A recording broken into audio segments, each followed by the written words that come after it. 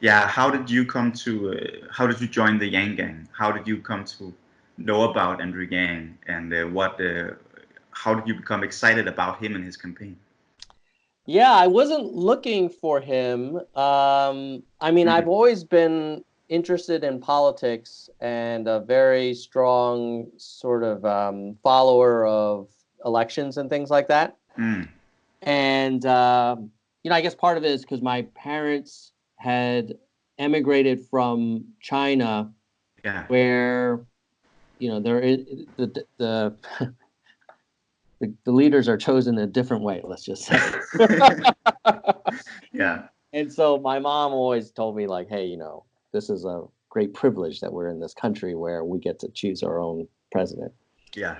And so I had followed other candidates, and I was getting ready to kind of pick the candidate I wanted to back for 2020. Okay. And So you I you were on the lookout. I was on the lookout. I Yeah. had one picked, but then he had a fall from grace. His name was Senator Al Franken. Ah, I know him. Yeah. And so he had a bit of a scandal around the Me Too stuff. So he resigned from the Senate, and that basically took him out of the presidential running. Mhm. And then I was like, okay. Last time around, I supported Bernie, and then ultimately voted for Hillary. And then I was kind of on the lookout, and I was on YouTube. Mm. And I was in my recommendations. There was something about um, a Joe Rogan clip, Joe Rogan, the podcaster. Because I Okay. watched other Joe Rogan interviews. I watched Joe Rogan's interview of like Elon Musk and stuff like that. So I Mm. think it said, "Oh, well, this guy likes Joe Rogan, so here's a clip." And something around why college is not a good solution for everybody. Mm. And that was a topic that I've always been very kind of interested in, because I kind of feel like in the US we do overprescribe university. Mm. And so I watched a video. At that time I had no idea that I thought he must have been like a professor, or Yeah. I don't know. And then all of a sudden, somewhere during the interview, they say, "Oh, and you're running for president." I was like, "What?" Then I then watched the full interview, which was like over an hour long, Yeah. and I thought to myself, "Wow, this guy, he he doesn't sound like a normal politician. Mm. He's very direct and he's very analytical."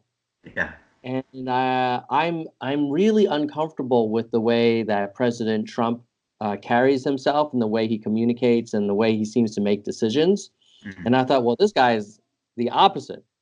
Mm. And and then of course on top of that, as an Asian American, it's so cool to see someone going for the big job. Yeah. So all that together, Mm. within like a couple of weeks, I was like, okay, I'm gonna back this guy. And then soon after that, I decided, oh, maybe I'll make videos about him. Mm.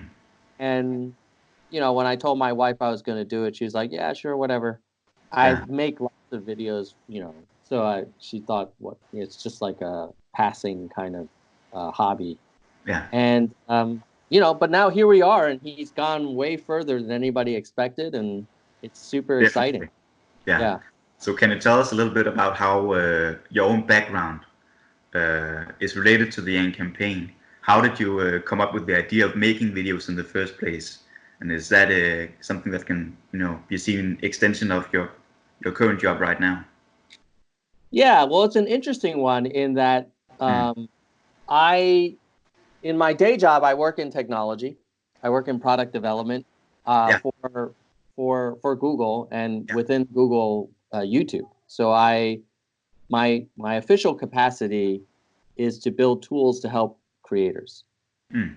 And so that's why I have lots of personal channels, because I'm always using our own stuff, and trying to understand like how we can make the tools better. Mm. So part of the reason I started the channel was like just so I could get to know my own product better. Yeah. And then the other part of it was obviously like I really thought Yang was a super cool topic.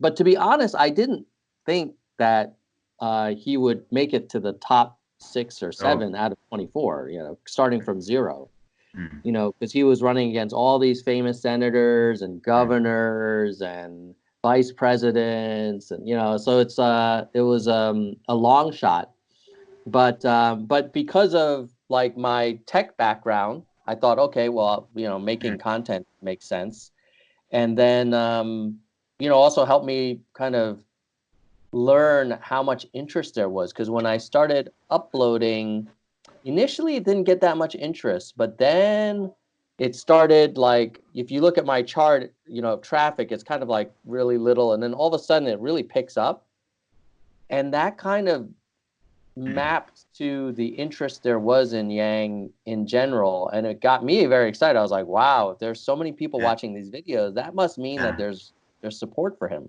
So that was kind of cool.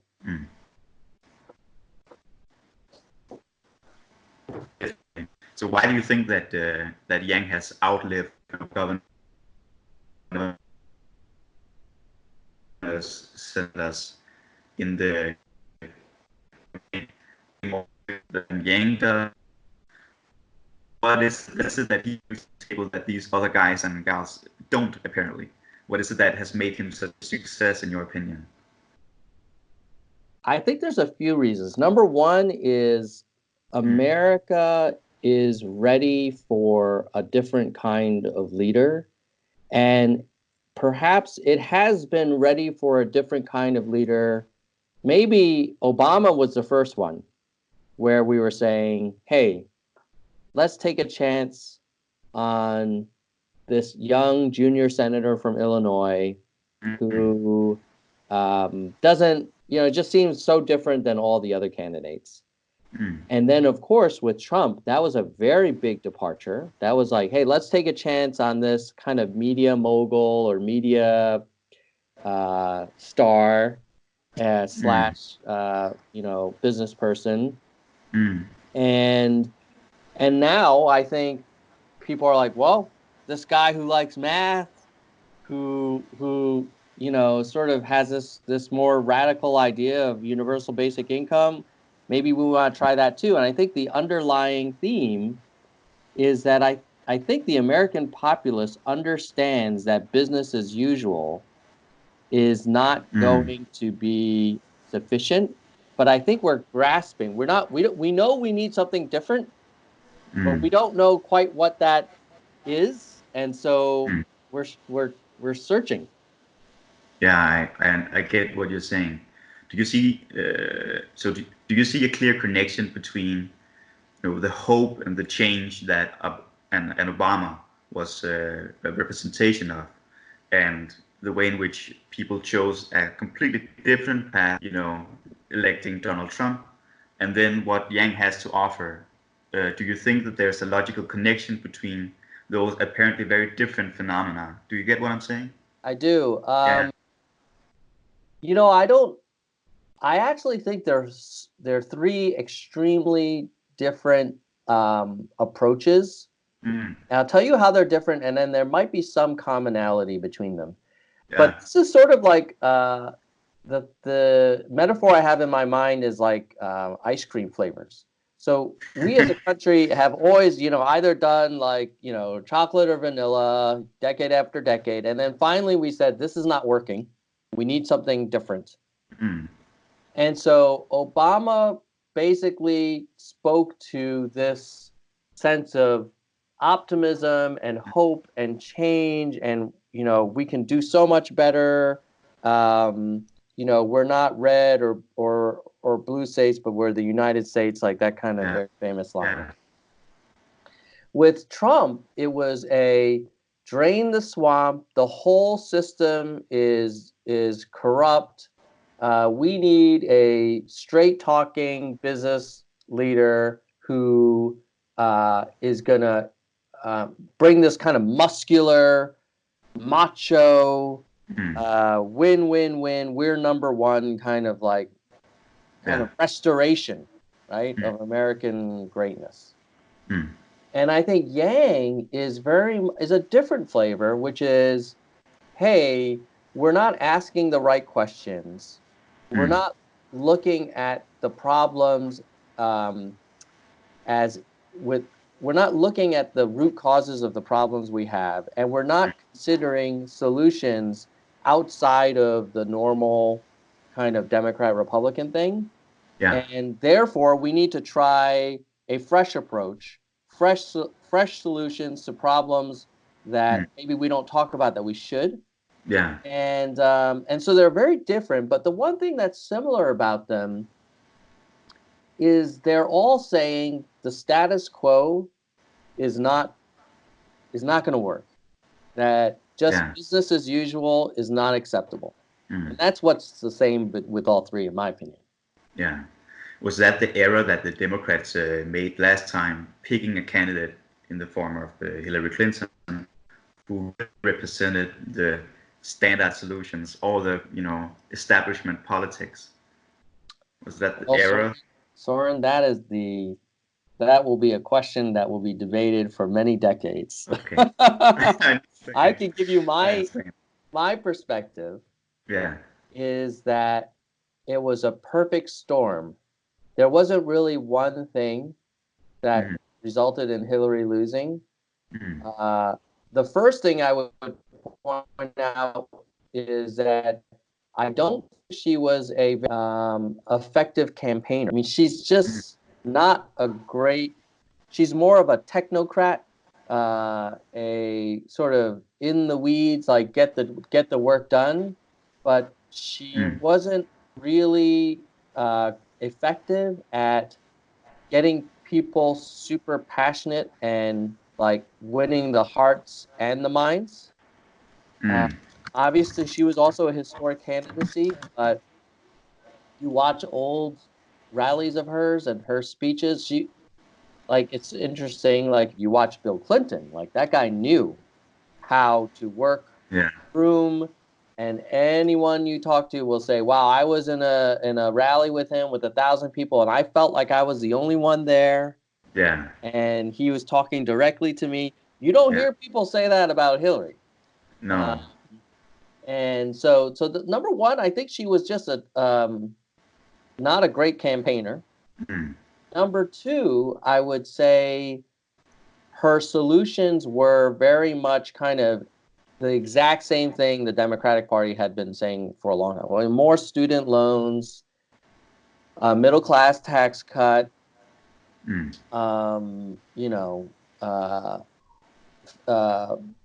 protection of women's right to choose, like all very important things. But they were the same things that people had heard from others. And they didn't really map to the reality on the ground. And the reality on the ground was that people felt like the country was falling behind. And they felt like even though the unemployment rate under Obama was low and the stock market was doing well, they just didn't feel like they were winning. And they didn't feel like their kids... 2 seconds. Tom, can you... Excuse me, Tom. Can you repeat the last 1 or 2 sentences? There's just some audio problems. Oh, no problem. Let me switch to a different Wi-Fi that hopefully will give us more reliability. I think my kids are playing video games right now, and it's consuming all of our... Stupid kids. Yeah, they're playing... I understand. 1 second. Let's see here. Hotspot. Eagle 1.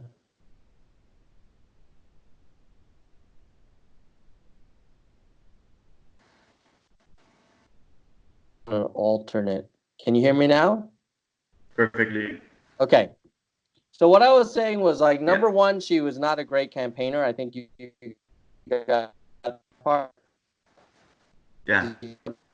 I was saying she was a strong campaigner. Okay. Then the number two was that her message was very traditional Democratic message. Lower middle, women's right to choose, environmental protection, all very important things. But still, they didn't really align with how people felt on the ground. And how they felt on the ground was, I'm not doing that well. I'm working harder. I don't know if my kids are going to be better off than me. And I feel like America is no longer head and shoulders ahead of everyone else, and I feel like we're losing, right? Yeah. And so when you had Hillary say, "Hey, everything's fine. You can get more student loans and a middle class tax cut. Everything's going to be great." Yeah. That didn't really resonate with people. Mm. And I think Trump was saying, "No, I feel your pain, Yeah. and it's real, and we're getting our asses kicked, Mm. and I." Problem. And the reason is that it's the fault of the Mexican and the Chinese and Mm. the corrupt Democrats. And Yeah. I will fix all of that for you. So that was the second reason. Okay? So yeah, that was the second reason. So number one, bad campaigner, in my opinion. Number two, a message that wasn't aligned with how people felt. And the number three reason is that Donald Yeah. Trump was a master at getting media attention, and Yeah. he connected with his constituents. If you see these Trump rallies, it's like a religious event.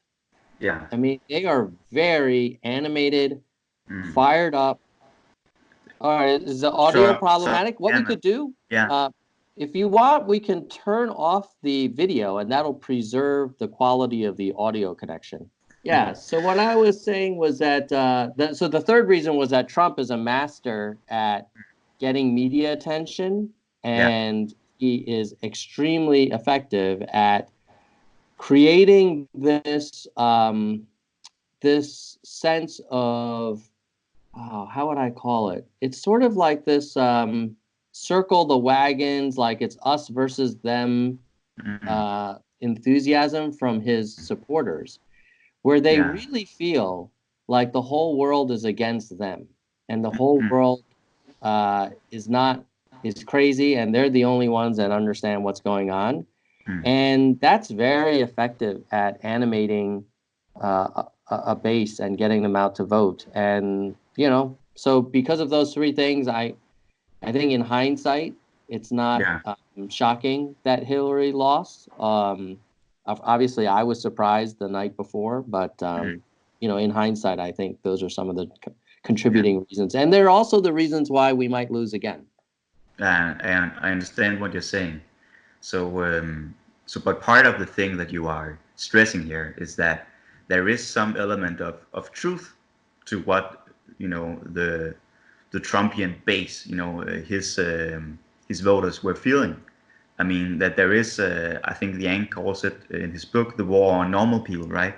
There Yeah. is a war going on against normal people, but I think that some of the things that you have spoken about until this moment in our conversation addresses some of these issues, but it can be hard to zoom in on what exactly is this war on normal people and how can we use our understanding of that to win the next election, whether it be an Andrew Yang that wins the election or somebody else from the Democratic side of the aisle, right? Mm-hmm. So what is the connection between what Andrew Yang calls this war on normal people on the one hand, and then how we can use our understanding of what's going on in that war to win the election? How do you see that connection? Yeah, there's three parts. Yeah. First is it's important to understand the historical context of the American journey and where we are right now versus where we were about 50 years ago. Mm. The second is understanding the reality of the basically middle of the country, the non-coastal areas, and Mm. their economic challenges. And then the third, we could talk about how he proposes to address some of this stuff. The first one, Mm. people rarely talk about, but I think it's kind of cool to chat with you about it, Soren, since Mm. you're in Europe. Because if you think about post World War II, America was the undisputed leader in the Mm. world in all things economics, technology, government influence, military. I mean, you think about the day after World War II ends, Germany, not a very strong country, right? France, not a very strong country. UK, not a very strong country. All literally bombed to bits, right? Yeah. Japan, literally, nuclear bombed. China, Yeah. just trying to get on its feet and self-impose bamboo curtain. Soviet Union starting to get strong, but as a very kind of inefficient economic system. So when you think about that, and you think about American factories exporting and companies growing and very little regulation, so it's like optimized for economic growth. Yeah. And so if you're an American, especially if you are a white American, Yeah. you are on top of the world. Mm. You are just killing it. And so I think a lot of people who are angry and when they say make America great again, they're thinking about those times in the 50s and the 60s where, we were first place and everybody else was like 10th place. Yeah. And now we're not. Now you look at those same countries, Germany, very strong, EU as a bloc, way more kind of leverage against the US than those individual countries were. Yeah. China, I mean, oh my God, they used to Yeah. call China the sick man of Asia. That's no longer the case. Mm. Japan obviously has picked itself up, still, very, very strong economy. So we as Americans have a lot more competition than we ever had before. And that means we're not dominating industries like we used to. And that means the American worker does not have as many, is not participating in that growth as much either. So I think the first thing about what's going on is like what Yang is kind of tapping into is that, yeah, people, they may not think about the historical significance of the American journey the way we just talked about, but they feel it. Yeah. And the surveys, if you ask people, oh, do you think your kids will be better off than you? It used to be a no-brainer. People in America would, oh, of course they're going to be better off than me. They're going to have a bigger house and more cars and make more money. Yeah. And now if you ask them, most people are not sure. And so that's sort of a beginning of a deceleration of optimism. So that's point. Yeah. Point two is if you look at the American economy, it's still very strong. It's a $19 trillion economy. It's growing quite nicely. The stock market is booming. But where are the benefits going? They're not going to the factory worker at Ford. They're not going to the manufacturing worker for like Carrier air conditioning or the farmer.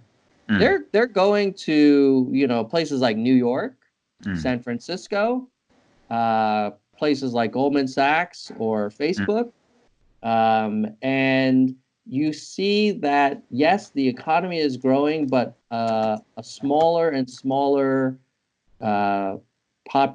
percentage of the overall population is benefiting from a larger and larger slice of that growth. And the numbers bear this out. If you look at median income controlled for inflation, it really has not changed very much for the last couple of decades. Yeah. And what's interesting is that depending on if you say this to maybe someone in Europe or even someone in Asia or India or wherever, then they would say, well, you're kind of born into your station and you should just kind of make it work wherever you end up. But that is not the American belief. The American belief system is that everyone who works hard and plays by the rules will make it, and their kids will be better off than them. And now I think people are seeing the writing on the wall. That's like, wait a minute, I'm seeing a smaller and smaller number of winners in a smaller and smaller number of industries in a smaller and smaller number of cities, and this doesn't seem fair to me. And so Yang's approach to trying to address this is twofold. One, as you mentioned, is the universal basic income or the freedom dividend, where there's an economic floor. But the other is really starting to ask hard questions about how are we measuring success for the country? Is GDP and unemployment and the NASDAQ index, are those the three best ways to determine if the country is healthy or not? Or are there other metrics we should be looking at? Yeah. And I think that's like a very businessman's approach to solving a problem, which is like, let's start by measuring and looking at what the success criteria are, and then we'll figure out the solutions, Yeah. which is not traditional with politicians. Usually it's like you pick your party, the party already has solutions predefined, and then you advocate for them. Yeah, I get what you're saying, but it's also a very scientific approach, right? You have to use your Yeah. measuring rod in a way that makes sense in order, to look at That's the why, empirical world in a meaningful way. yeah, and that's why people love him, but that's also why he's struggling to go mainstream, because that approach does not lend itself to the proverbial bumper sticker. Like, Make America Great Again is probably one of the Trump campaign's like strongest cards they can play, because inside of that simple statement, it captures all of these unspoken messages. Like, number one, that we used to be great. We want to go back to that time when we were better.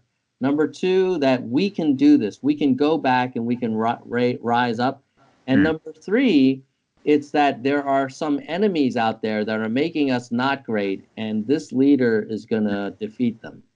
It's a very compelling soup. Yeah, I get what you're saying. But in a way, I would argue, I think that math, make America think harder, which is Andrew Yang's favorite slogan, right? It's not necessarily in opposition to MAGA or Make America Great Again.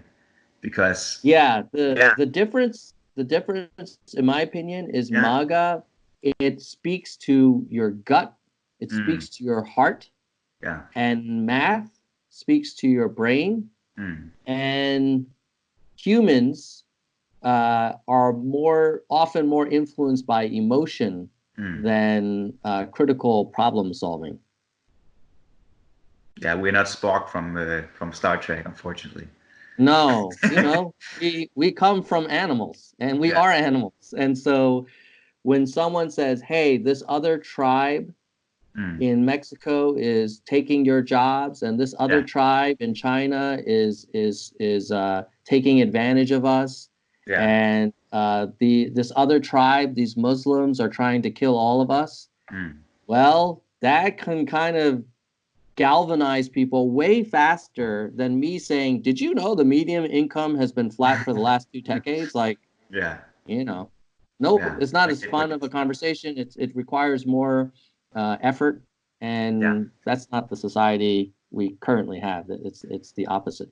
And yet we've seen that Andrew Yang has galvanized, parts of the American public that have been, some of the victims of these latest technological and economic developments, this transformation that Andrew Yang himself describes.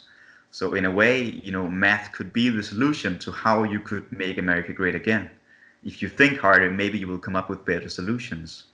And that leads me to ask you, can we say that in light of Andrew Yang's political success in his campaign, this has been very successful beyond any reasonable expectations. I think there's no doubt about that. Correct. Is nerdy a new branch of politics? Can math beat MAGA or be the way to actually restore some form of American greatness in the economy and in American society? Is that a viable prospect? Can that actually occur, or is it just a dream? An American dream. Well, I hope you're right. I want to believe you're right. But I have concerns, because I feel like for Andrew to really break through beyond sort of 5 to 10%, let's say, he needs to find a way for people who don't love policy and don't love thinking about the nuances of the country's problems. And he needs to find a way to make it more digestible and more kind of snackable. And also he needs some overarching theme that resonates with everyone. Now, if you talk to the Yang Gang, we love that. We love making America think harder. We Yeah. love these kind of, very thoughtful, long form discussions. Mm. You know, the Yang Gang loves his podcast interviews because he really talks in paragraphs. Mm. And but most voters, that's not what they currently. That's not how they normally consume political information or make election decisions. Mm.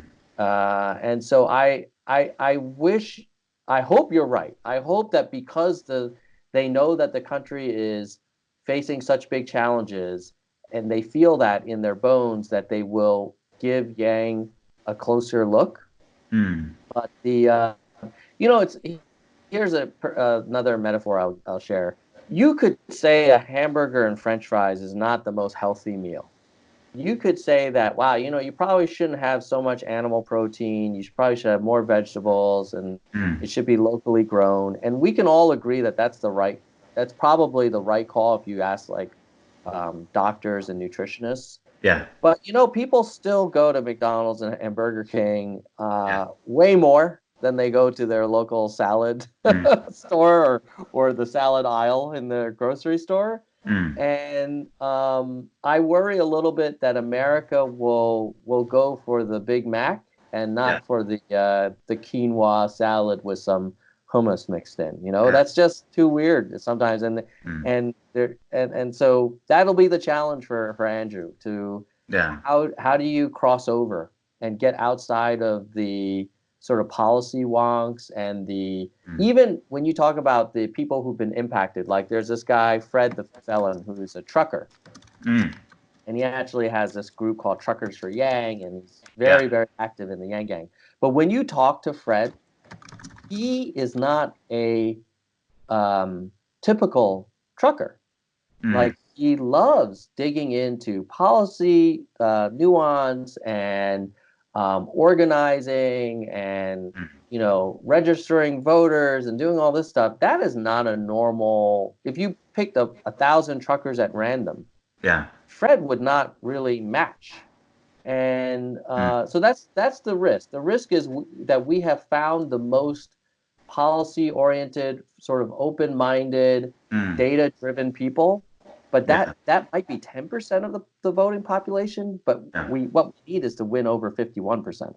Yeah. I understand what you're saying.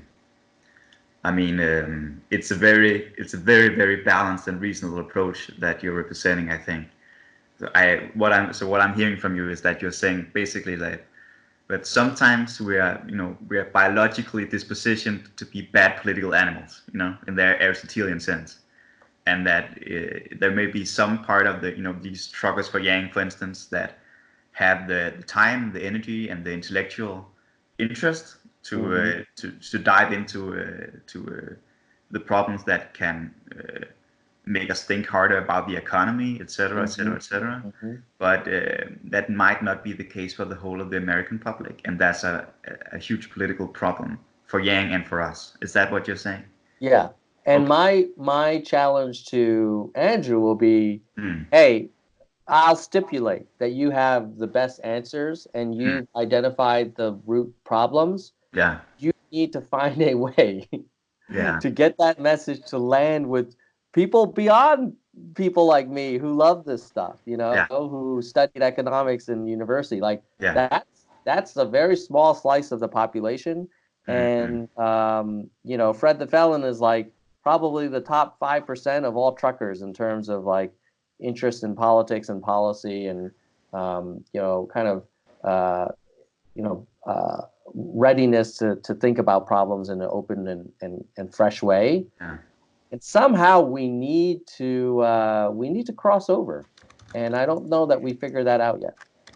And yet, I would say that what we've seen in the last couple of decades is that even very long platform interviews and podcasts on the online have the potential to actually they can't necessarily change politics in themselves, but at least we can sow some seeds of interest and doubt the minds of the general public.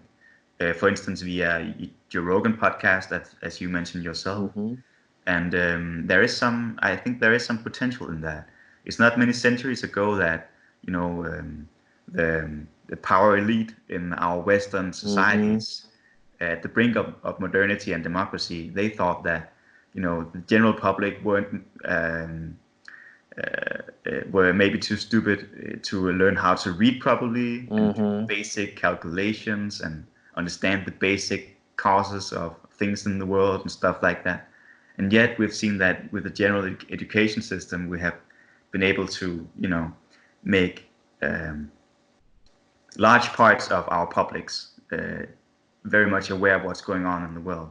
And maybe we should just see this as maybe we should just zoom out a little bit and just have hope for the future if we can continue to make not just America think harder, but the world at large think a little harder about politics and how we can salvage our economy and do something that will be, you know, to the benefit of the majority of our populations, not just to the financial or technological elite. Does that make sense? It does, and I think the same way that Mm. Trump was the candidate of Twitter, it Mm. could be that Yang is a candidate of podcasts, Mm. and I Mm. think there's hope there.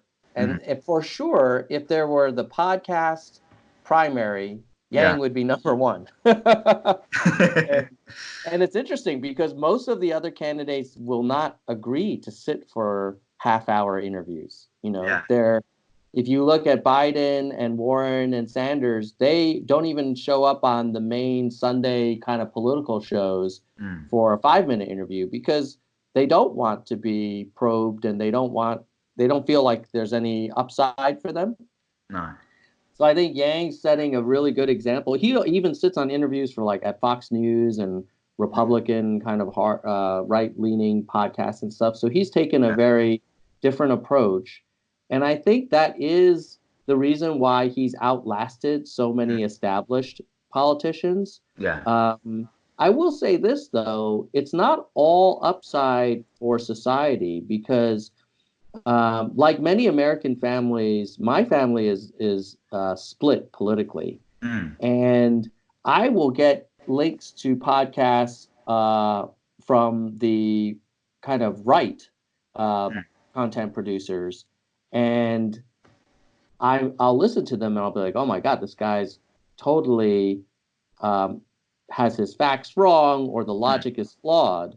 Yeah. But the person who sent me that link will listen to it and it completely reinforces everything they believe. Mm. And so, there's a risk of like the beauty of this kind of democratization of content production is that Yeah. there's more selection than ever, but it Mm. also means that people start going to their own echo chambers and they never hear kind of any nuanced view. It's always from the perspective that they happen to agree with, and Mm. that of course is a risk. And I don't know how that ends up, but because I agree, the old world was there was a few big newspapers, and they Mm. basically drove the narrative, Mm. and it was their responsibility to be even-handed, and maybe they were relatively even-handed with some bias. But Yeah. now you have people who don't consume any of the mainstream media and only Mm. consume media from their corner of the world, right? Yeah. Of the political spectrum. And that, I don't know, I think that has contributed in some ways to this Mm. polarization. So it's a Yeah. mixed bag. Yeah. I get what you're saying, but I would also point out that, for instance, when I talk to my parents, they Hmm. are they're intelligent people, but they Sure. are not accustomed to this, you know, long-term format. They would Mm, never sit down and listen to a podcast that lasted, you know, an hour or more, maybe even 2 or 3 hours, just to hmm. hear people have a conversation about some kind of political or intellectual or sports-oriented event or a Yeah. problem, you know, that would never occur to them that there would be an interest in this kind of phenomena on a grand scale. And yet there has been an interest. So I just see that there is some kind of potential in that. Maybe it won't lead to Andrew Yang, but I'm just curious about, where it will end up and Yeah, whether we'll be able to make the general public think harder about a lot of problems through that format.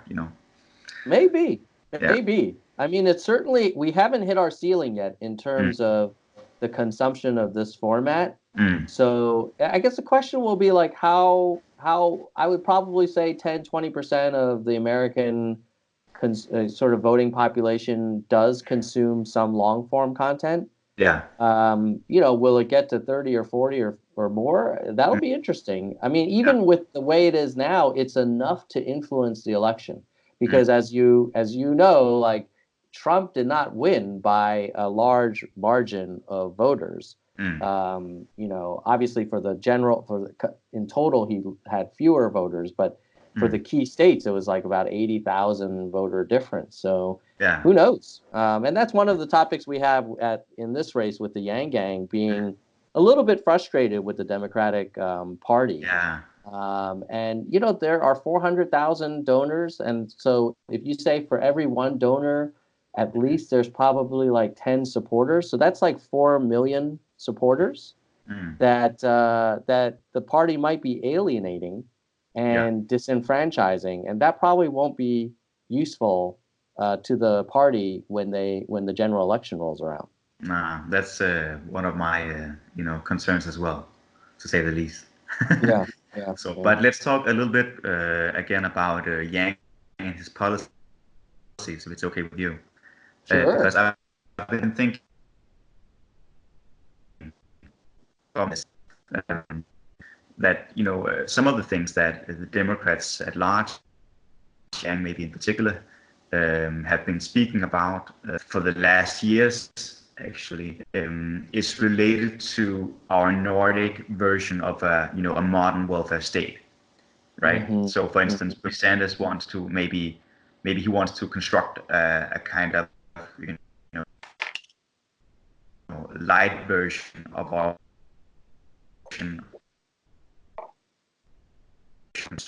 how I view some of this Hey, Soren, in the I'm United having States a and this.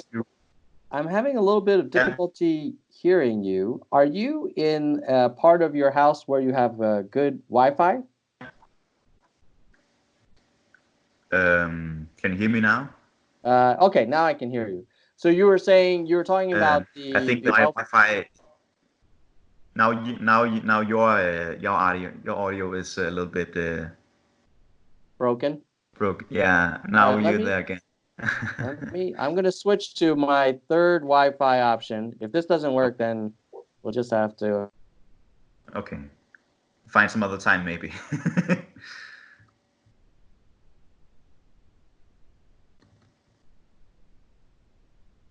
Can you? Yeah, I can hear you. All right. So now I'm on a different Wi-Fi. Can you hear me better? Hello? Hello? Yeah, a little bit. A little bit. Okay. Yeah. So you're talking about the welfare Okay. state? Yeah. Yeah. Well, if anything comes up with the audio, just say it as soon as it occurs. I Okay. apologize that No technology problem. is not better. But what I was going to say is that there seems to be a connection between what's going on in the United States in terms of in terms of your interest in what I would consider part of our Nordic welfare system, right? And the Yang campaign. So, how do you have a view of this correlation between Andrew Yang and our Nordic mix of capitalism and socialism? What's that connection? Ah. Was that a very big question? Well, it's an interesting one. I actually think that Yang's inspiration mm, is closer to home.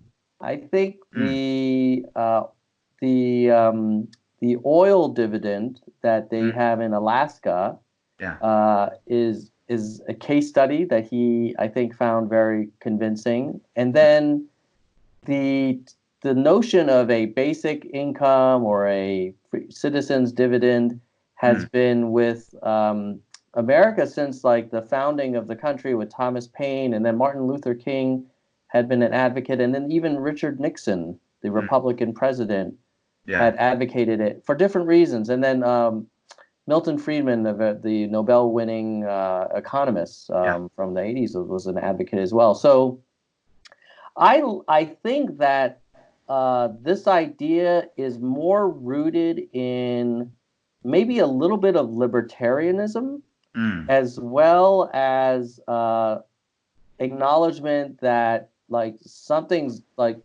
not working, such that the traditional Democratic Party solutions may not be appropriate. Now, it may turn out that it ends up looking having some similarity to the Nordic models, but I don't think that that's sort of the reference model that Yang is using.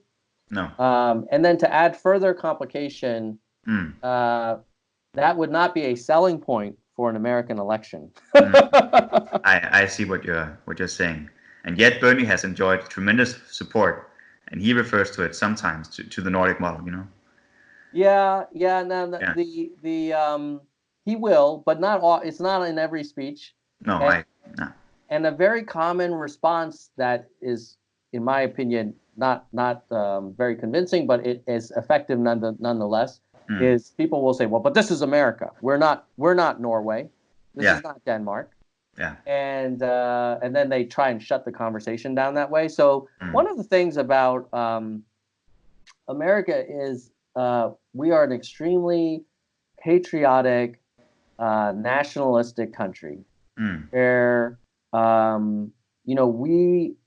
it's very common to see the American flag flying everywhere. Now, if you go to Finland or somewhere else, you may not see this outward display of nationalism. I think you are underestimating the nationalism in all of Europe. So maybe it's resurging, but it's certainly at the U.S. level, any idea that does not come from the U.S. is dismissed. It may be dismissed prematurely. And so maybe that's also true on the other way around. But I can for sure tell you that if you wanted to convince a bunch of American voters to do something, the last thing you would say is well, they do this in France. Yeah. I get what you're saying. Yeah. Definitely. And maybe that would be true. That would be true in the rest of Europe too. You may not want to kind of play up any French association. But yeah, I do think at the end of the day, the commonality is that the market, the free market, has great powers, but it doesn't solve all your problems. It's really good at allocating capital, and it's really good at wringing out efficiency for shareholders, but it may not result in a healthier country overall. So to take Milton Friedman's favorite example, the market is very good at finding out how to cheapest produce a pencil in the most efficient way, right? But it's not necessarily the best at finding out how to distribute the wealth produced from this production of the pencil, from the firms and all the workers participating in that process. The market has some issues with that. Would you agree with that statement? Yes, the market cares about efficiency and marginal return for your dollar. Yeah. It does not care if buying this pencil is good for the person working in the factory, or if buying this pencil actually comes from a completely automated factory where there were no humans, or where you're cutting down trees and causing all kinds of climate effects. The market is very imperfect, and economists have known about this for a long time. Yeah. And they've talked about negative externalities and all of these problems with public goods and but most Americans, they don't want to go into that level of detail. It's much more comfortable to say we're about freedom. Yeah. We are about capitalism. We are against socialism. We are against communism. End of story. Yeah, I get what you're saying. But maybe part of the story that the U.S. has to write now, the next chapter of that story, has to be some kind of reconciliation with the fact that the market doesn't solve all societal problems. That's what I'm trying to say. Oh yeah, and Yang is trying to make that case too, but it's a delicate balancing act, because in a weird way, the market is America's second religion. Like Mm. anyone who criticizes the market, it's as if you told my mother like the Immaculate Conception did not happen. Like it's a very very hard conversation where people say, "What are you talking about? You must be a communist if Yeah. you have any criticism of the market." Yeah. So, but I agree with you. We have to look at it eyes wide open and acknowledge there are many examples where the market is not benefiting the citizens. Mm. But it quickly, the political opponents will quickly just slap a label on you and say you're a Mm. socialist. Yeah, I get what you're saying. So the election is hitting. Do you think that a Bernie or a Biden is positioned to win, or does a prospect such as Andrew Yang still have a chance? Um, I think, interestingly, I actually think Bernie would have a better shot at Trump Mm. than Biden. I think Yeah. Biden would be very much like a repeat of Hillary, Mm. and Warren. So Biden would be a repeat of Hillary because his policies they don't resonate with the people who feel like there's a fundamental problem with the country. Mm. His policies resonate with people who are doing pretty well and just don't want any change. They want to go back. They just want to turn the clock back to Yeah. 2015 and make believe Trump never happened. Mm. And then Warren is a repeat of Hillary because I think uh, she as a campaigner will have trouble with independents, and certainly I think she might activate a lot of Trump voters because Mm. of their perhaps inherent sexism, conscious or not. But Mm. also, like Warren is not a very warm person. Her affect is very professorial and Mm. very a little bit, in my opinion, a little judgmental. Like I know better than you. I will solve your problems. Mm. And so Yang, I think, has a way better chance in the general Yeah. than he would in the primaries, which is Mm. sad. But Yeah, that's the it's a way little our bit sad. system works. Yeah, I get what you're saying. So, so my last question would be, in the context of what you've just said, so what is the relationship between, identity politics right now in America, which has, had this major resurgence, as it were, and then, the economic and political problems that are characterizing the nation? Oh, I think they go hand in hand. I Mm. think when people have less money and Mm. they have more anxiety about their economic prospects, Yeah. it is only natural Mm. to start wondering, well, maybe it's this other tribe that Mm. is the cause of my problems. Yeah. And it's very convenient Yeah. and it makes you feel good because it means, oh, it's not my problem. It's those Mm. Mexicans or it's those Yeah. Chinese or it's those Russians, whatever, Mm. someone. And but just Yeah. not me, and not the great American free market. That can never be the problem. And Mm. so I think Mm. this is they kind of feed on each other. Mm. And there's positive identity politics and maybe negative. And maybe the positive side is that, in this case for Yang, I think it's great that Yeah. for a country that has had Asian Americans living in the borders and Mm. as citizens for over 100 years, it's about time. Mm. It's about time that we've had a presidential candidate make it this far who's has an Asian American background. Yeah. Um, but I think on the other hand, if you look at a lot of the Trump supporters would talk about the imminent crossover point where white Americans will be a minority. Mm. Now, if you go back to our sort of 1950s analogy, Mm. when America was on top of the world, well, that was true. But also, who in America was on top of the country? It was the white American male. Mm. And this was you were kind of you kind of entered the race in the lead position. Let's just say that. Yeah. And I see what you're saying.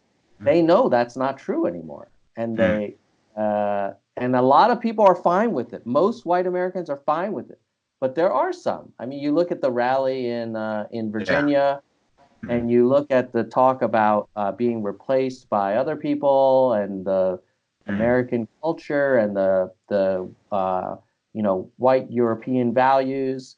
Mm. This is part. If those groups were doing well in life and had great economic prospects and felt like they had a great future, they would be Mm. less likely to talk about these things. But I Yeah. think part of Yeah. it is they kind of go together, the economic challenges and the identity, kind of tribalism.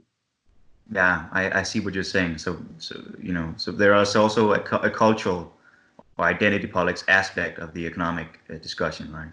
Yeah, Um, the one yeah, exacerbates the other. yeah. So the last question I'm going to ask you is, so do you think this, I would say, make this toxic branch or toxic form of identity politics, that some part of the democratic discussion has been conditioned by, or has been based on.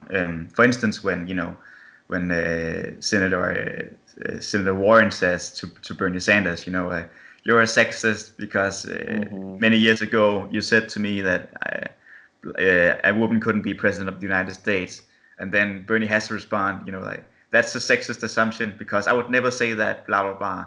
Do you think that Hmm. that's part of what is alienating, this other base of the American electorate, this other part of the American electorate that Yang has his eyes on? And Yeah. is that a huge problem? Yeah, it's very it's a big turn off for a lot of, let's just call them independents and moderates and people that are concerned about the big problems facing the country. And they feel like not only is it divisive, but it's Mm. also um, that the media purposely plays up this narrative because Yeah. it's a better story to tell. Mm. And like CNN is not going to run a front page story about the stagnant median income of Midwestern American workers. They Mm. won't. But they will definitely show a video of the hot mic moment of Warren saying to Bernie, "So you called me a liar." Yeah. And it's not CNN's fault because I bet you any money the click-through rate and the likelihood of being able to show an ad on the scandalous "You called me a liar" article will be Mm. way higher than any economic graphs or charts Yeah. about what's facing or climate change. People, unfortunately, people want to talk about stuff that is emotionally charged. I mean, it's not just America. I mean, look all this attention about the royal family in the UK. Like, really, is that the biggest problem facing Mm. the UK, that Yeah. Meghan Markle wants to live in Canada? Who Yeah. cares? They have bigger issues, but it's more Yeah. fun, I guess, for many people to talk about that Yeah. because it's relatable. It's part of the human condition about trust and honesty and tension. And so I don't blame people for being interested in that. I just worry that it sucks up all the oxygen. Yeah, I see what you're saying. To an extent, we live in an age of spectacle instead of an age of reason, right? So, but do you think that in order to make America think harder, we have to turn away from identity politics? Is that part of the solution?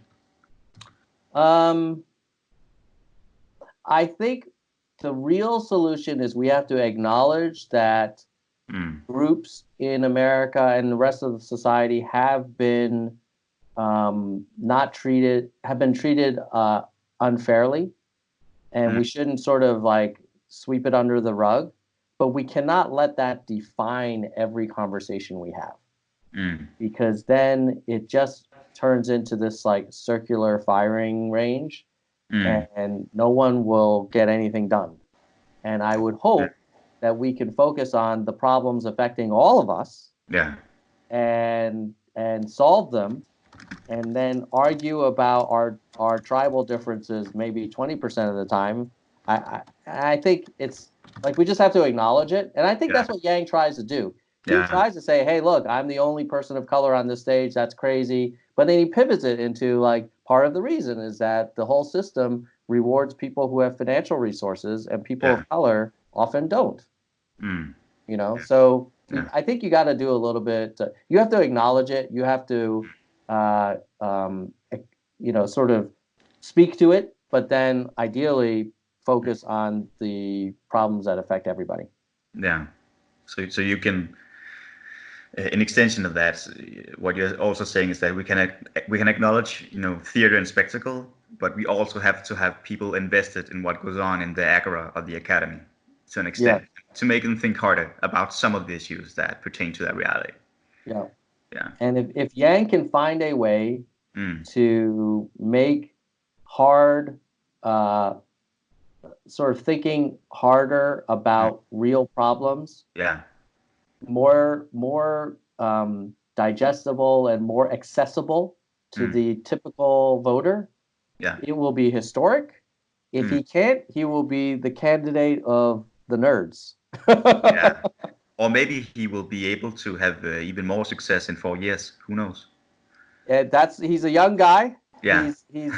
He's about 30 years younger than the quote unquote front runner. So has at least 30 years to go Yeah. before he That's can't the run anymore. thing. Yeah. That's one of the things that in Scandinavia we're baffled by this. How can they vote in people who are so so old? They have no idea how to even send an email. It's preposterous. That's Yeah.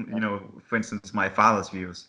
You know, he said I think he's a little bit older than Yang, but he just thinks that it's really absurd that Americans would even consider voting for a Biden or a Trump or a Bernie.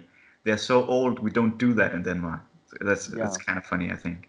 No, I hear you. And it Yeah, would be very uncommon to have someone in their mid 70s as a CEO of a multi-billion-dollar company. But yeah, why? So why true. would you be okay with them being president of a multi-trillion-dollar economy? Yeah. All right.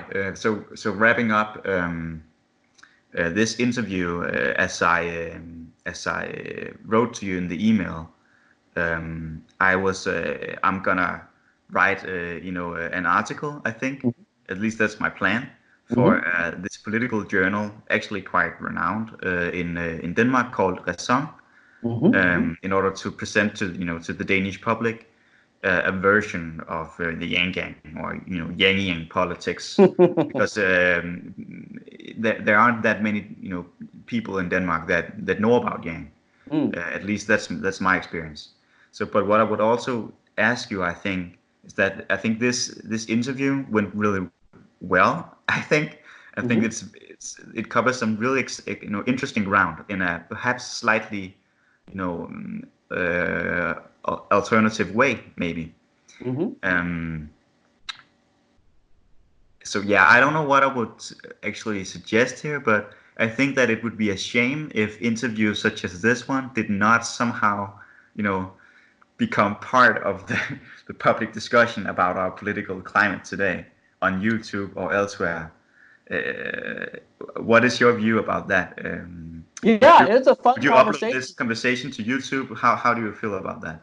Yeah, I would be fine Hmm? publishing it to my channel, and I Yeah, also have a podcast.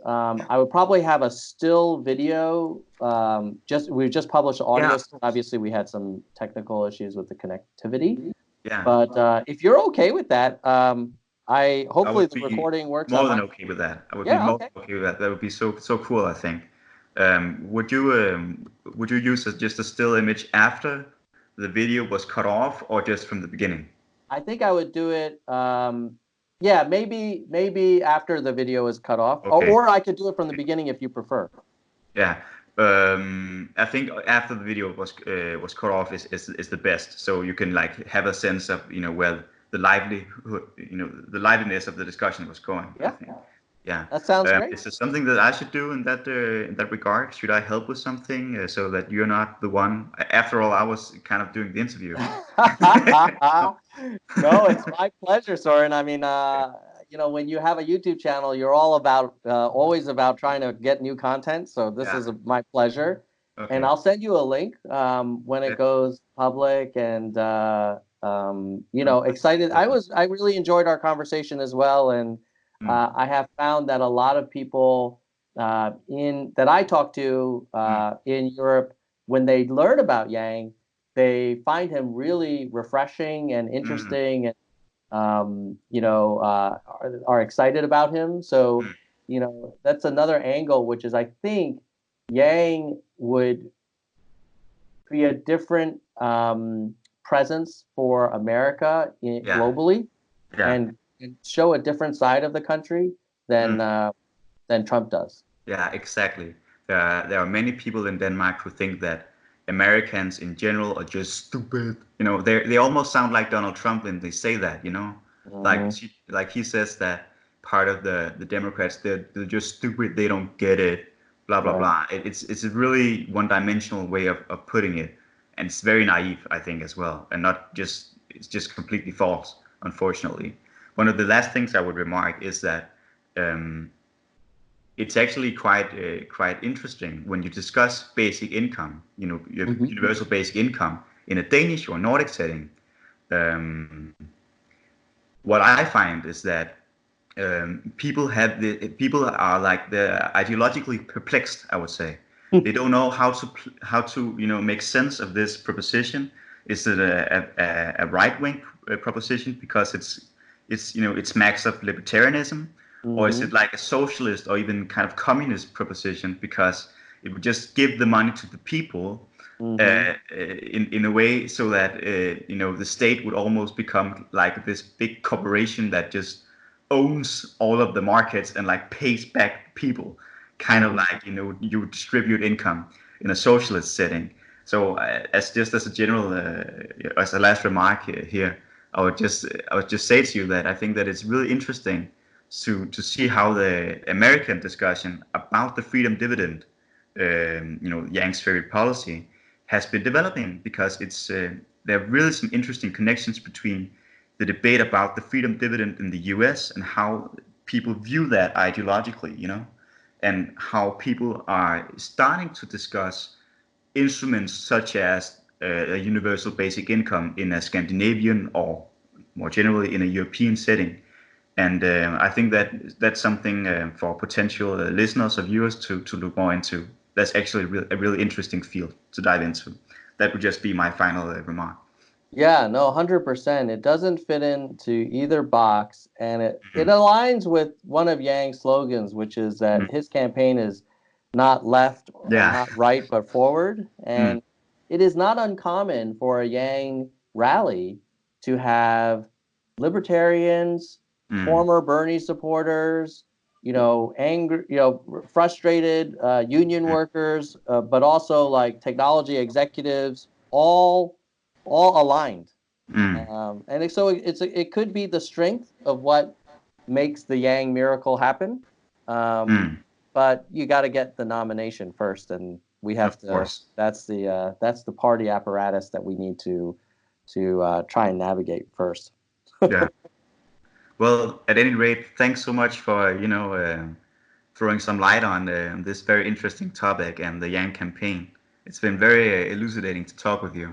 And Yeah, yeah, well, and to you, Soren, hey, just for a quick question for you, yeah, the Raeson magazine, does it yeah. have a political sort of leaning to it? I don't even know. I'm not familiar with the publication, so I was just kind of curious. Yeah. Who Um, reads it?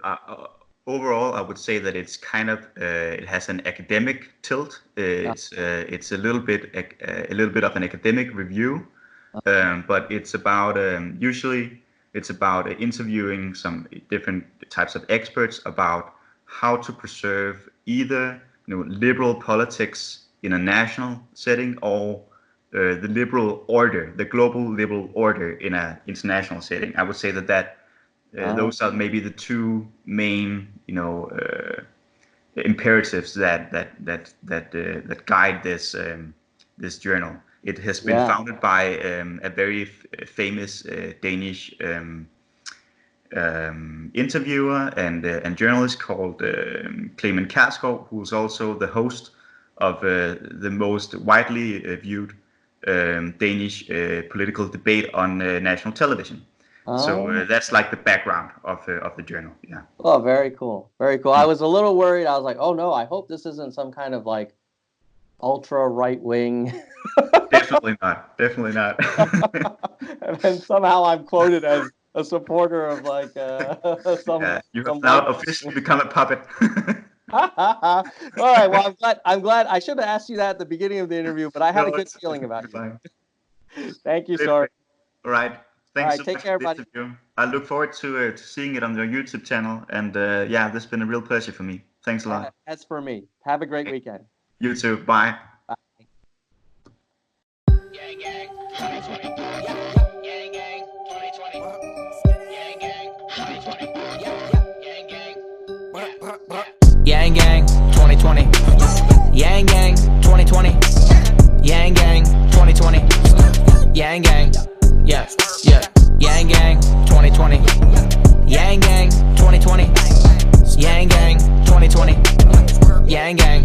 Yeah. I want 1,000 a month, 1,000 a month. I want 1,000 a month, 1,000 a month. Let's get this bread. Freedom dividend. Are all y'all paying attention? Automation gonna sweep the nation unless we get him in.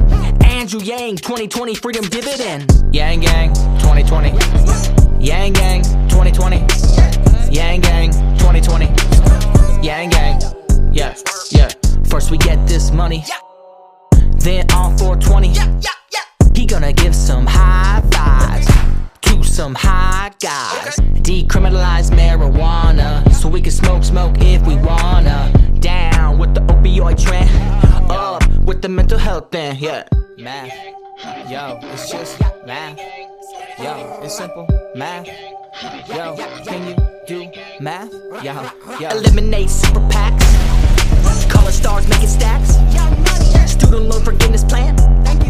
Cops wearing cameras and climate change is real again. Science rules. Teachers bringing home some bread. Medicare for every citizen. That's nice. Andrew Yang 2020 freedom dividend. Yang Gang 2020. Yang Gang 2020. Yang Gang 2020. Yang Gang. Yeah, yeah. Yang Gang 2020. Yang Gang 2020. Yang Gang 2020. Yang Gang. Yeah, yeah.